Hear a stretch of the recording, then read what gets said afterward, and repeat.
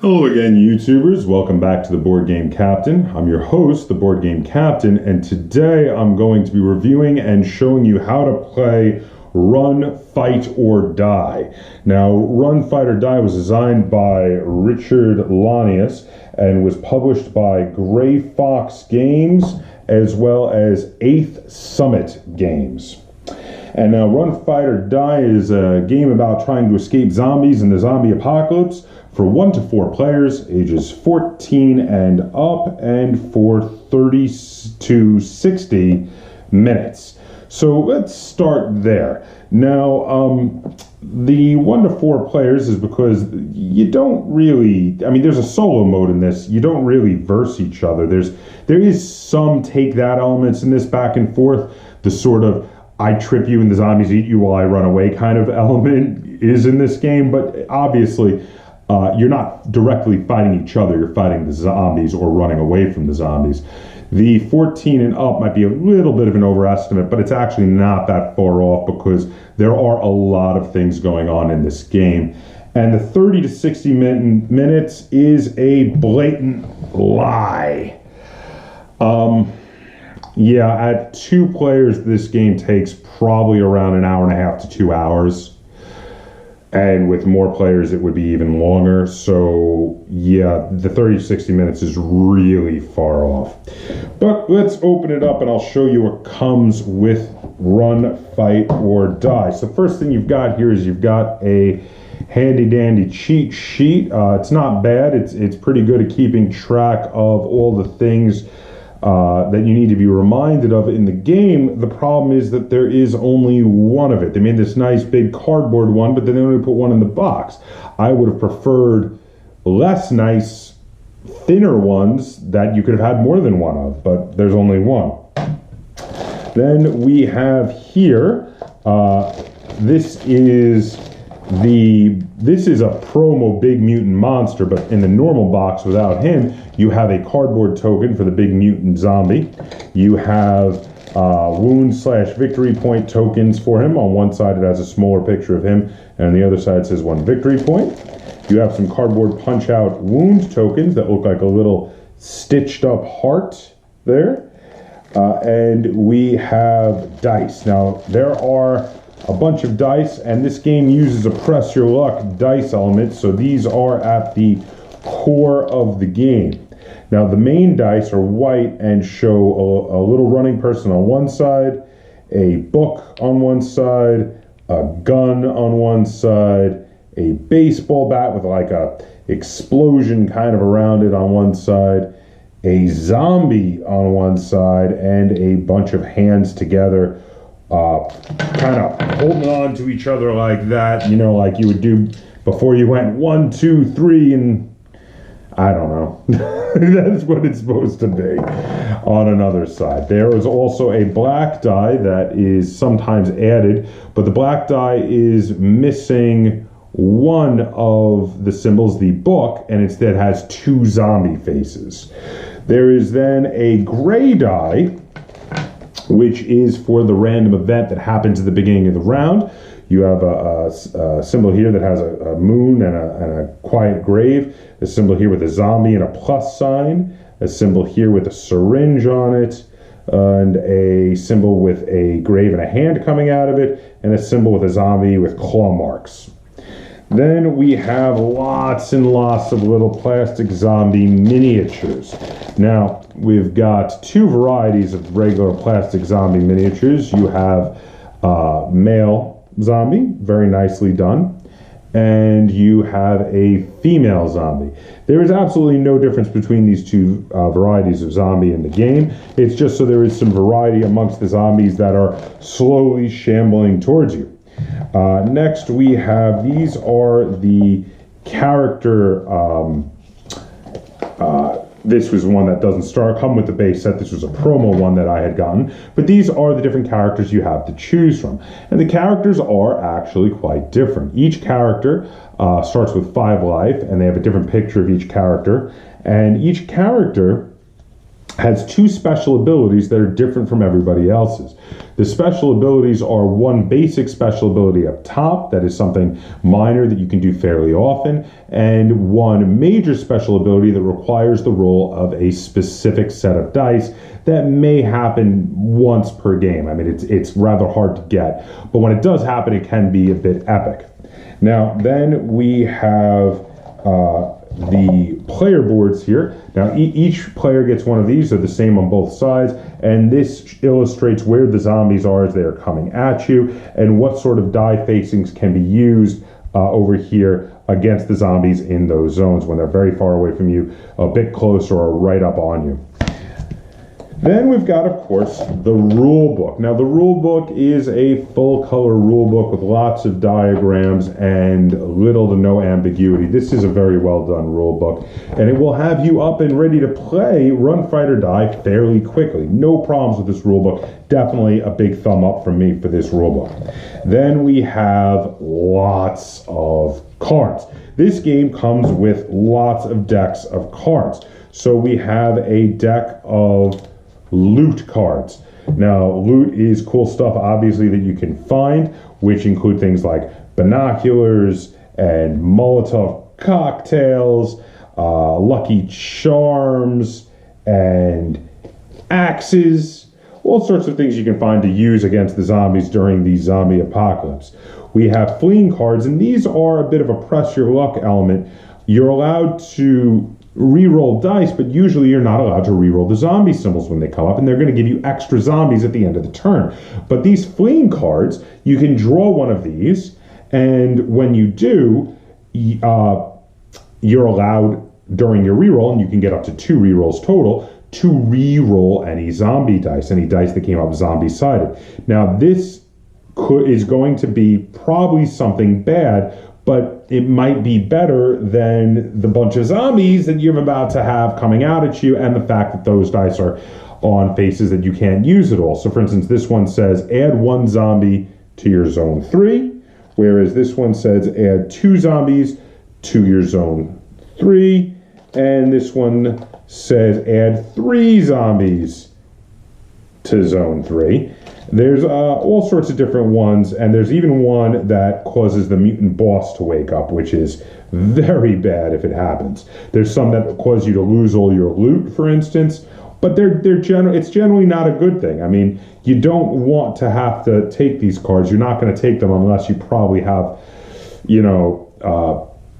2 zombie faces minimum come up. And if you have 3, you might try to go for your special ability, because your special ability usually requires 3 zombie faces, but then allows you to ignore the bad things that happen to you. Then there are the event deck. Now, the event cards can be good, but are usually bad. But sometimes they are good. They're just random things that can happen to you when you have something happen that causes you to draw a event card. There is the Mutant Deck. This is for when the mutant zombie boss comes up. He goes and attacks everybody, and when he does, you have to draw one of these cards to see what happens. They can cause you to take wounds. They can cause more zombies to show up. They can cause all sorts of things to happen, and they are never good. Those are very bad. He's like a big boss type bad guy zombie. Then we have the Location Deck. Now, the Location Deck is sometimes when certain facings come up, you can search for locations. These are sometimes good, sometimes bad, but probably more often good than not. They can help you to find followers as well as to find items and loot, but also sometimes you may run into the big bad mutant zombie as well. So sometimes good, sometimes bad. Depends, but I would say more often than not, I'll take a location. They're usually good. And then you have the followers. Now, the followers are a mixed bag, but the followers are mainly how you win the game. You see, you need victory points to win this game. Your victory points are based on a combination of how many wounds you have left that you haven't taken, combined with victory points from your followers, along with victory points you get from damaging the big mutant zombie boss when he comes up. Now, followers are worth a variable number of victory points, usually from 2 to 6, though some of them are worth 1. Generally speaking, the less points your follower is worth, the more useful they are in the game, whereas the more points they're worth, the more debilitating they can be during the game. So followers can have abilities and disabilities. Disabilities you have to take, abilities you can choose to take or not. So for instance, Infected Tony here, he is quite valuable at 5 victory points, but he's infected, and if at any time while you are rolling dice 3 or more zombie icons are showing, you discard him and you get a zombie in your closest area to yourself, because he turns into a zombie and he's right on you. So he's kind of dangerous. Whereas the heroic dog, who's quite useful, only costs 2 points, but he has an ability that you may use the heroic dog to kill up to 5 zombies in zone 1, but then if you do, the heroic dog moves to the player with the fewest victory points currently.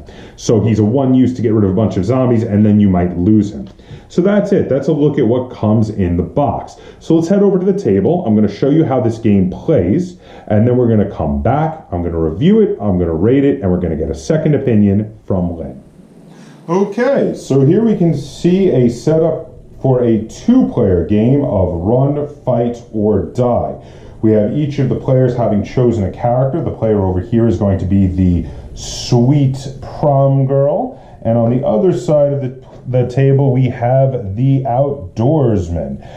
They put them on the bottom of one of these zone boards, and 4 zombies go in zone 3, 3 zombies go in zone 2, and 2 zombies in zone 1. We have all of the tokens and zombies next to the board. The black die is saved for when you have allies or certain events that allow you to use it. Normally you roll the 6 dice here, 5 white dice, and the gray die, which is the event die. In addition, the decks are all shuffled and ready of followers, locations, the fleeing deck, the event deck, the loot deck, and the mutant zombie deck. So to start off the turn, player 1, who's going to be the sweet prom girl player here, begins the turn by rolling all of the dice. So they pick up the 5 white dice and the gray die, and they give them a roll. So now this is what they got. So to start with, the first thing here, this has to happen first, the event die.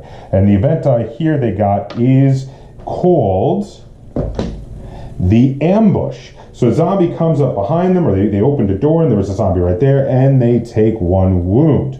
So there they go. There's a wound right there on their card.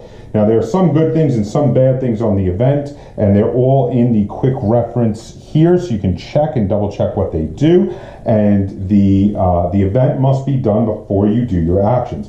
Now we take a look at what we rolled, and we rolled a whole lot of the symbol for search, for searching for survivors and locations, and we rolled 1 book there.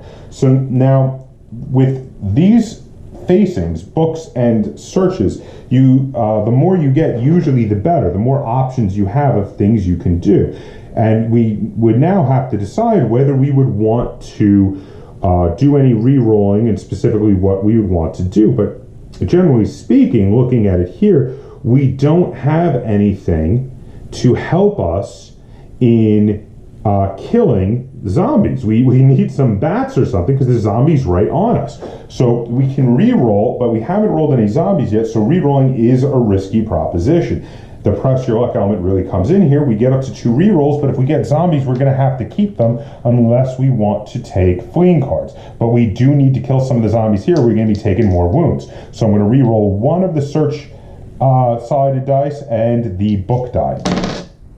And there we go. We got a bat and we got a flea. So I'm going to keep those. So here's how this is going to work. First thing I'm going to do for my action phase is I'm going to use the bat. The bat allows me to do 2 wounds to zombies in my first area. There are 2 zombies in my first area. I'm just going to kill both of them. Each one takes 1 wound. So now I'm safe for this round. The next thing I'm going to do is I'm going to use the flee. Now for that one, I can make 1 zombie move back 1 space. If they're on the 3rd zone, that counts as a kill because I basically escaped the zombie. And I'm going to do that. I'm going to make 1 of the zombies off the board there to have zone 2 and zone 3 each be only 3 zombies each. Now I have the 3 search icons. And for 3 search icons, I can either there's only one option at 3 search icons. I can draw 2 followers, and I can choose either one to keep and discard the other. Now, followers are very good, and you get to keep them unless they die for some reason. So I'm going to go with followers. And being this early in the game, I'm going to want to look for a useful follower, not a high point cost follower. Whoops. I got 2 high point cost followers, so I'm going to have to take one. I've got the Screaming Cheerleader, who has the disability Loud Screams. At the start of your turn, add 2 zombies to Zone 3. Oh boy, she's useful. And then Infected Tim. There's Infected Tim. And Infected Tim has the same ability of Infected Tony that I showed you before, where if I ever have 3 or more zombies facings showing at the start of a turn, he just gets discarded and makes a zombie appear in my Zone 1. Between the 2 of those, I'm going to take the Cheerleader because, let's face it, this is really early in the game, and Infected Tim would turn into a zombie on me at some point. As bad as that Screaming Cheerleader is, if I can survive with her, she's worth a lot of points. So now I am done with my actions. That is all of the actions I was able to take, which means the next thing I need to do is have the zombies approach me. So all the zombies in Zone 2 move up to Zone 1. All the zombies in Zone 3 move up to Zone 2. And then I have 3 zombies plus however many zombie-sided faces I rolled show up in Zone 3. Now I rolled no zombie facings, so I get 3 new zombies. Now I'm done, and to symbolize that, I pass my dice to the next player. So player 2, who is playing the Outdoorsman, takes all the dice and gives them a roll. And they got, this is a very good symbol to roll. That is all quiet. Now what that means is not only does nothing bad happen, but at the end of the turn when the new zombies show up, the 3 base zombies do not show up at all. So that's great. So that's fantastic, in fact. Now I've got 2 books. I've got 2 bats, but I only need 1 of them, so I'm going to be re-rolling 1 of them. And I've got a gun. So the only thing I'm going to re-roll is 1 of the bats. So I'm going to roll it, and I got a second gun. So you know what? That's not bad at all, so I'm going to keep those.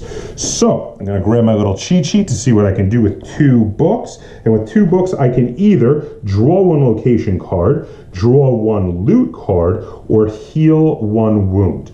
So I'm going to start by using the bat. Move these over so I can illustrate. I'm going to use the bat, which does 2 wounds to the zombies in my first rank. I'm going to use 1 gun to kill 1 zombie from the second rank, leaving 2 there so I can kill them both with a bat next turn. And I'm going to use the other gun to kill 1 of the zombies from the third rank. Now, with the 2 book icons, I'm going to draw a loot card because loot cards are always good. And I find, the Book of the Dead. This is a phenomenal loot card. With the Book of the Dead, I put 3 tokens on it. It's got 3 uses. Each time I use it, I can either do 2 damage to zombies in Zone 1, or I can do 1 damage to the mutant zombie boss when he shows up. In addition, as long as I have the Book of the Dead, as long as I haven't used up its 3 uses, every book symbol I roll when fighting the mutant zombie boss will count as being able to do 1 wound to them. So then my zombies all move up. And now I would normally get 3 zombies plus the zombie sides I rolled, but I rolled no zombie facings and it was all quiet, so I get no zombies. So that's really good for player 2. So I'm gonna, player 2 is going to pass the dice and the quick reference sheet back to player 1, and it is player 1's turn to go. So player 1 is going to, at the start of their turn, they have to add 2 zombies to Zone 3. That's because of their Screaming Cheerleader drawing attention to them. So that's a little rough, and they're gonna roll their dice. Now, player 2 got, let's see, they got the Nurse, which either allows them to heal a wound or to cause 2 zombies from Zone 1 to push back to Zone 2. So they're going to choose to use it to heal the 1 wound they got on the ambush from last round, and they're going to put that aside, and then they're going to try to do a little bit of re-rolling So what they're going to do is they're going to re-roll one. They're going to keep the gun, but they're going to re-roll the one run symbol and one of the search icons. And they got a bat, but they also got another zombie symbol. So you're going to use the bat and the gun to kill the 3 zombies combined. 1 from the gun, 2 from the bat in the first area. Then they're going to use the 2 search icons to draw another follower, hopefully getting someone more useful than the first one. And they did. They got the Gamer Geek. Now the Gamer Geek has an ability called Zombie Trivia, which allows them to add the black die to their rolls. So they're going to get an extra die from now on. And they're actually doing, even though they have a lot of zombies on the board, they're doing well point-wise because they've picked up a lot of points. Then they're done. And they've done everything they can. Their zombies all move up. They've got 3 zombies now in zone 1. They've got 5 zombies in zone 2. And they get 3 plus 1 for the one they rolled there. 4 zombies total in zone 3. But of course, the Screaming Cheerleader is going to add more to that at the beginning of the next turn because she just keeps on screaming. And this is the gist of how you play a game of run, fight, or die. You roll dice, you press your luck, you pick up cards, you hope your luck holds out and you get good followers, you get good locations, you get good loot. Hopefully your fleeing cards aren't too bad when you need to re-roll the zombie sides, which you have to have re-rolls available to be able to re-roll them to begin with, and then you can re-roll any or all of them by drawing 1 fleeing card. And that's it. And you keep playing until either all characters if one character dies, the game will end immediately, and whoever has the most points wins. Or if you draw from the location deck, the county border, the town line, I believe it's called. Let me just find it real quick. It is basically, there it is, town line. If you draw the town line card, what happens is basically you can be ready to escape if you have enough followers. In the case of a 2-player game, both players combined need to have a total of 7 followers. If you do, the game ends and whoever has the highest points wins. Another way to win is if the mutant boss shows up enough time and you do enough damage to him, and that's listed on the cards when he shows up. If enough damage total has been done to him over all the times he shows up, he can also end the game, and again, whoever has the most points wins. So that's it. So now we're going to head back downstairs. I'm going to review it and rate it and tell you how it feels, and we're going to get a second opinion from Lynn. All right, welcome back. That was how you play a game of run, fight, or die. Now, here's the thing. I'm a bit of 2 minds on this particular game. On one hand, it really does capture the brutal feeling of trying to escape zombies in the zombie apocalypse. But on the other hand, this game is mostly random. There's a lot of randomness in this game. So first off, let's start with the dice. So you roll a bunch of dice that you can press your luck with and you have control over, but you have that event die. And that event die can be very punishing without you having any control over it. In the last game we played, Lynn managed to roll the ambush 3 times in a row, each time doing a wound to her that she had no control over, and there was no way to mitigate. And that can be rough. And then you press your luck, and there's times when on the second reroll, I mean, granted, that's part of the press your luck element, but lots and lots of zombie sides can suddenly show up. And then on top of that, there's many decks of cards, and each one of them is a randomly shuffled group of cards, and the only one you can be pretty sure is always going to be good is the loot. I mean, yeah, there's sometimes you can mitigate it if you've pressed your luck to roll more of certain faces of dice. Sometimes you can draw multiple cards from a deck and pick the best one. But as you saw, and that was randomly shuffled, I drew 2 really terrible followers right at the beginning, neither one of which you want at the beginning of your game. So this game, and a lot of times, it can feel very random. And it can feel very punishing in ways that you have no control over and there's nothing you could have done about. That being said, there are some areas that you have control over and there is some strategy you can use. For instance, letting 2 zombies come up to you, because at least if you get 1 bat, you can kill both zombies with a single bat roll. That is something that you a lot of times will plan for. Your plan is the zombies are coming up. Oh, I can take 2 of them. I'm going to leave there's 3 in row 2, so I'm only going to take 1 out from row 2, and I'm going to leave 2 there because I can take him out with the bat later. And you can plan for that, but there's so much randomness that you just can't mitigate, that a lot of this game just feels very random and very punishing and very vicious. And on the rare occasions when you do interact with other players, it's never in a good way. It's usually, ooh, take 2 zombies from your 3rd row and give them to an opponent. And you're like, really? Thanks, like I didn't have enough. And then when you get a certain number of zombies in one of your rows, the only thing you can really do to save yourself, because there's not enough bats or guns to save you when you have like 20 zombies in one row, which can happen, especially in larger player games. The only thing you can save yourself with is desperately trying to roll 3 or more book icons, which can allow you to just clear an entire zone. But literally that's all you're doing, is just re-rolling and desperately trying to get those 3 books. So now, while it does capture that horrifying feeling of the zombie apocalypse, I'm not 100% certain that feeling of ultimate terror and despair is all that fun. I mean, sometimes it's fun. There's times when I'm rolling and I'm playing this game and I'm really enjoying it, but there's other times where I'm like, wow, all these horrible things happened to me and there was absolutely nothing I could do about it. And that's why I give Run Fight or Die 6 out of 10 stars. It's not a bad game, but I have to be in the mood to play it, because if I'm not in the mood for it, this is one of those games where if I'm not in the mood for it, I'm just not going to play it. It's just how it is. And I have to be in the mood for a lot of crazy randomness. And on top of that, when it comes down to it, this is a press your luck dice game that really lasts far longer than just a press your luck dice game should last. A press your luck dice game should be something quick and a filler game, and this is not. This can be a 2-hour or longer game, which is way too long for the mechanics of what is essentially just a press your luck dice game. So 6 out of 10 stars for me, but let's get a second opinion. Lynn, how many stars out of 10 do you give to Run Fight or Die? 6. So Lynn is right there with me. She has to be in the mood to play it. And generally speaking, this is a game that quite often, when we're looking to play a game, we overlook this for other games that we like better.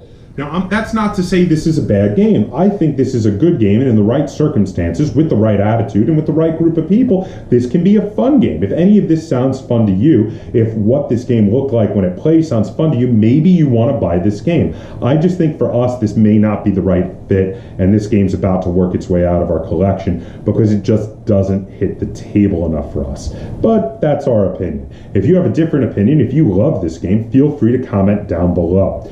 If you have any comments, questions, or concerns either on Run Fight or Die or on this video, put them in the comments down below. And if you enjoyed this video and you'd like to see us do more like it, please give us a like, share this video, and subscribe to the Board Game Captain, that's Captain spelt with a K, on YouTube. And until next time, game on.